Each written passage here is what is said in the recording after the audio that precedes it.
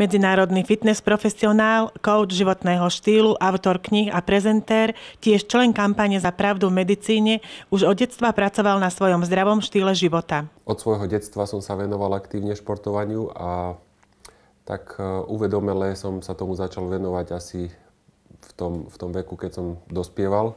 Že som začal rozmýšľať nad tým, že sa triedia ľudia podľa toho, či sú zdravší, či sú chorí, či vyzerajú zdravo, či vyzerajú menej zdravo. Takže zhruba od tej doby, takže je to už nejakých vyše 20 rokov.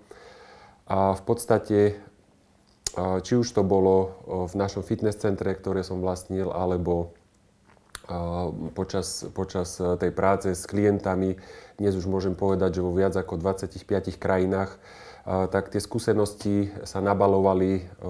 Mal som možnosť vidieť množstvo ľudí, nielen super zdravých alebo výkonných športovcov, ale takisto ľudí, ktorí mali zdravotné problémy. A na základe toho som sa začal teda zaujímať aj o to, že prečo títo ľudia majú problémy, ako im pomôcť. Takže tá pôvodná myšlienka, že budem od rána do večera skákať s ľuďmi a tešiť sa z pohybu, sa zmenila aj na to hĺbšie chápanie toho zdravia. Svoje poznatky a skúsenosti spečatil v 2 vydaných knihách. Jednou z nich je Cesta za zdravším, veselším a úspešnejším ja. Som rozdielil na 2 časti. V tej prvej časti uvádzam naozaj taký návod, postupný návod, čo by mal človek urobiť a čo môže okamžite po prečítaní tejto knižky urobiť na to, aby už dosiahol či už lepšiu cestu za tým svojím zdravím, alebo úspechom, alebo za radosťou, aby ľudia našli v živote to, čo naozaj hľadajú. Jednak tam používam svoj vlastný návod, svoj vlastný príbeh a takisto príbehy najzaujímavejšie mojich klientov.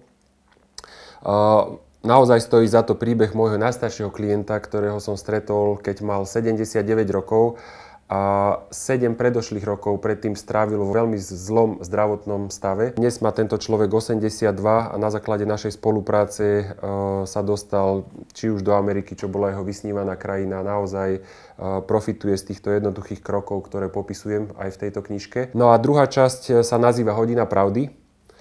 A tam vlastne otváram zákulisie toho, o čom sa moc ľudia nedozvedajú z verejných zdrojov a je to vlastne o tom, kto, prečo a akým spôsobom rozhoduje o tom, čo budeme mať dnes na večeru. Pretože je naozaj veľmi dôležité vedieť o tých potravinách, o tých nápojoch, ktoré sa k nám dostávajú, akým spôsobom vznikajú, z čoho, prečo sa k nám dostávajú.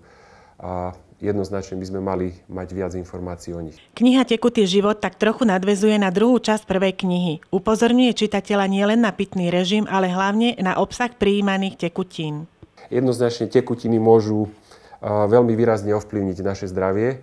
A samozrejme, že vieme, že najdôležitejšia tekutina v našom živote je voda. Nie som ani lekár, ani vedec, ale na základe toho, čo som sa naučil za posledných pár rokov, podarilo sa mi mnohým ľuďom, či už v mojom okolí, alebo ľuďom, ktorých som predtým nepoznal, pomôcť len tým, že som im dokázal podať pohár vody.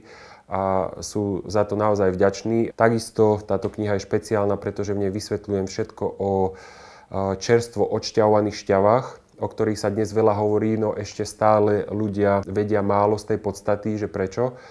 No a takisto sa ľudia pýtali na veľmi zaujímavý nápoj, ktorý dnes máme, kávu, pretože stále existujú veľké otázniky. Mlieko, mliečne produkty, veci, ktoré majú ešte stále trošku taký tieň nad sebou, takže táto knižka úplne otvorene, jednoduchou rečou približuje ľuďom a dáva im na výber, že či budú pokračovať v tom, čo robia, či nebudú a prečo. Ján Hubinský navštívil 26 krajín sveta, avšak jedna z nich mu učarovala natoľko, že sa tam pred niekoľkými rokmi neváhal presťahovať. Zo všetkých tých krajín ma najviac chytila za srdce tá Austrália, v ktorej teda aj kvôli tomu žijem už 9. rok, myslím. Takže tam som naozaj našiel jednak zázemie na ten môj životný štýl, kde môžem každý deň športovať vonku, kde si môžem zaplávať v oceáne, ale takisto tento štát alebo táto krajina mi ukázala trošku iný pohľad na to, ako oni pracujú s ľuďmi, že sa dá naozaj propagovať aj tá zdravá výživa, ten zdravý životný štýl. A takisto aj čo sa týka vzdelania, v Austrálii som si skompletizoval svoje vzdelanie ako také. Vylepšil som si svoje znalosti anglického jazyka. No a ostatné krajiny naozaj, aj vďaka tej Austrálii, kde som postretal ľudí z mnohých iných krajín, Zostali sme v kontakte a keďže títo ľudia vedeli, čomu sa venujem v živote, potrebovali niekedy nejakú pomoc alebo poradiť. Veľmi veľa pozvaní som prijal takto do iných krajín, takže to boli jednak spojené cestovateľské záležitosti s priateľstvom, ale takisto aj s tou prácou. Ale naozaj nemôžem povedať, že by som mal niekedy pocit, že pracujem.